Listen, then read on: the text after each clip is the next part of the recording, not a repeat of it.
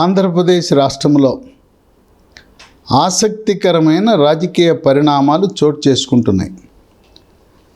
Bharatiya Janata party, Janasena, Telugu Desam party వాటితో పొత్తు అనేది అధికారికంగా ప్రకటించకముందే ఈ రెండు పార్టీలు తమ అభ్యర్థుల జాబితాని చంద్రబాబు నాయుడు, పవర్ స్టార్ పవన్ కళ్యాణ్ ఇద్దరూ కూడా 4వ తారీఖు జనవరి ఆదివారం భోజన విరామానికి ముందు ఒక 3 గంటలు, తర్వాత రాత్రి మళ్ళొకసారి 1 గంట, 4 గంటలు ఏకాంతంగా కూర్చుని చర్చించి ఇరువురు కూడా ఏకాభిప్రాయానికి వచ్చారు. ఎవరు ఎన్ని నారద పాత్ర పోషించి తంపులు పెట్టి వాళ్ళిద్దరినీ వేరు చేయాలని ప్రయత్నాలు చేసినా ఇద్దరూ కూడా ఒక మెట్టు దిగి ఒక అడుగు వెనక్కి వేసి కలిసి ఉంటే కలదు విజయము, విడిపోతే తప్పదు దుఃఖమనే సామెతని మరీ మరీ గుర్తు చేసుకుని విడదీయలేని బంధంతో విమర్శలను ఖాతరు చేయకుండా ముందుకు అడుగులు వేయటానికి రంగం సిద్ధం చేసుకుంటే, జనసేన పార్టీ వాళ్ళు ప్రాథమికంగా 35 సీట్లు అడిగారు. తెలుగుదేశం పార్టీ 28 అన్నది. మధ్యలో బేరం 30-31 సీట్ల మధ్యలో కుదిరే అవకాశం ఉంది. ఇప్పుడు జనసేన అభ్యర్థులు ఎవరెవరు పోటీ చేసే అవకాశాలు ఉన్నాయని ఒక జాబితా లీక్ని మీకు ఇస్తున్నాను. వీటిలో కొన్ని మార్పులు చేర్పులు ఉంటాయి. ఇంకా ఇది 8 జనవరి రోజున కూర్చొని దీనికి తుది రూపం ఇస్తారు. ఏ పేర్లైతే ఈ లీకుల్లో భాగమో దాదాపు 90% పైగా అవే నియోజకవర్గాలు అభ్యర్థులే ఉంటారు. కొన్ని మార్పులు చేర్పులు ఉండటం అనేది సహజం. ఈ లీక్ అయిన జనసేన అభ్యర్థుల జాబితా: 1 తెనాలి నాదెండ్ల మనోహర్, 2 గుంటూరు వెస్ట్ బోనబోయిన శ్రీనివాస యాదవ్. ఇక్కడ ప్రస్తుత వైద్య ఆరోగ్య శాఖ మంత్రి విడుదల రజని, ఆమె బీసీ సామాజిక వర్గానికి చెందింది. బీసీకి బీసీని పెడితే ఇది తెలుగుదేశం పార్టీకి కంచుకోట. అయినా ఇక్కడ కాపు సామాజిక వర్గము, కమ్మ సామాజిక వర్గము వాళ్ళు కాకుండా బీసీ సామాజిక వర్గాన్ని సంబంధించిన అభ్యర్థిని పెడితే విడుదల రజని చిత్తుగా ఓడించాలని ఆ వ్యూహంతో తెలుగుదేశం, జనసేన అడుగులు వేస్తూ ఉంది. 3 నెల్లిమర్ల లోకం మాధవి, ఆమెకు ఒక సాఫ్ట్వేర్ కంపెనీ ఉంది.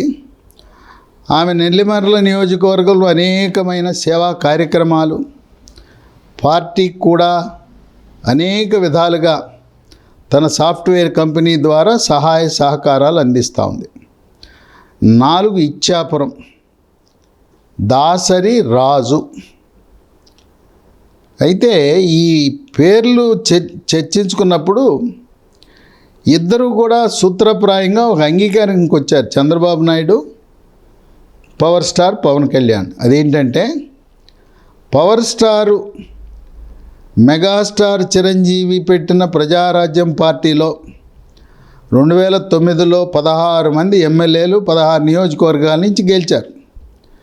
ఆ 16 నియోజకవర్గాలకు ప్రాధాన్యత అధికంగా ఇవ్వాలని పవర్ స్టార్ పవన్ కళ్యాణ్ పట్టుబట్టాడు. చంద్రబాబు నాయుడు కష్టకాలంలో గెలిచి మరి 2019 జగన్మోహన్ రెడ్డి వైఎస్ఆర్సీపీ ప్రభంజనాన్ని తట్టుకుని ప్రస్తుతం ఉన్న సిట్టింగ్ ఎమ్మెల్యేలు అందరికీ సీట్లు ఇచ్చేలా పవర్ స్టార్ పవన్ కళ్యాణ్ని సహకరించమని కోరితే సూత్రప్రాయంగా ఈ 2 ఫార్ములాలు ఇరువురు అంగీకరించారు. పీఆర్పీ గెలిచిన సీట్లు, అలాగే సిట్టింగ్ ఎమ్మెల్యేలు తెలుగుదేశం వాళ్ళందరికీ కూడా అవకాశం కల్పించే విధంగా ఇరువురు నాయకులు ఏకాభిప్రాయానికి వచ్చారు. ఇక 5 గజపతి నగరం మాజీ మంత్రి పడాల అరుణ, 6 పెందుర్తి పంచకర్ల రమేష్, 7 యలమంచిలి సుందరపు విజయకుమార్. కానీ మరొక పేరు కూడా పరిశీలనలో ఉంది, సుందరపు సతీష్. 8 అనకాపల్లి కొనతల రామకృష్ణ. ఇక్కడ కొనతల రామకృష్ణని ఎంపీ అభ్యర్థిగా కూడా అనకాపల్లి నుంచి పోటీ చేయించే అవకాశం ఉంది.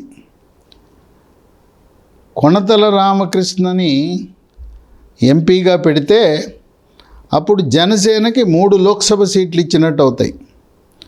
ఇది కూడా సూత్రప్రాయంగా ఇరువురు అంగీకరించారు. జనసేనకు 3 లోక్సభ, 1 మచిలీపట్నం వల్లభనేని బాలశౌరి, ప్రస్తుతం వైఎస్ఆర్సీపీ పార్టీ నుంచి రాజీనామా చేసి మచిలీపట్నం లోక్సభ సభ్యుడిగా ఉన్న సీనియర్ రాజకీయ నాయకుడు. కాకినాడ లోక్సభ నుంచి కాపు సామాజిక వర్గానికి చెందిన సానా సతీష్ కుమార్. వీళ్ళిద్దరూ కూడా మచిలీపట్నం కాకినాడ అభ్యర్థులు ఇద్దరూ కాపు సామాజిక వర్గం కనుక గౌర సామాజిక వర్గానికి, బీసీ సామాజిక వర్గానికి చెందిన నీతివంతుడు, నిజాయితీపరుడు, కాంగ్రెస్ పార్టీలో ఉండి కూడా అవినీతికి దూరంగా ఉన్న వ్యక్తి కొనతల రామకృష్ణ. ఆయన్ని శాసనసభకైనా పెడతారు, లేదు లోక్సభకు కూడా పంపించే అవకాశం ఉంది. అనకాపల్లిలో దాడి వీరభద్రరావు మాజీ మంత్రి, ఆయన కుమారుడు రత్నాకర్ వైఎస్ఆర్సీపీ పార్టీని వీడి తెలుగుదేశం పార్టీలో చేరటం జరిగింది.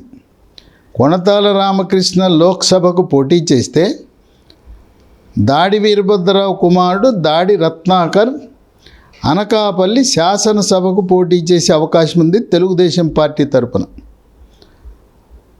ఇక 9 విశాఖ వెస్ట్, వైఎస్ఆర్సీపీ పార్టీని వీడి వచ్చిన బలమైన యాదవ నాయకుడు వంశీకృష్ణ శ్రీనివాస యాదవ్. 10 విజయవాడ వెస్ట్.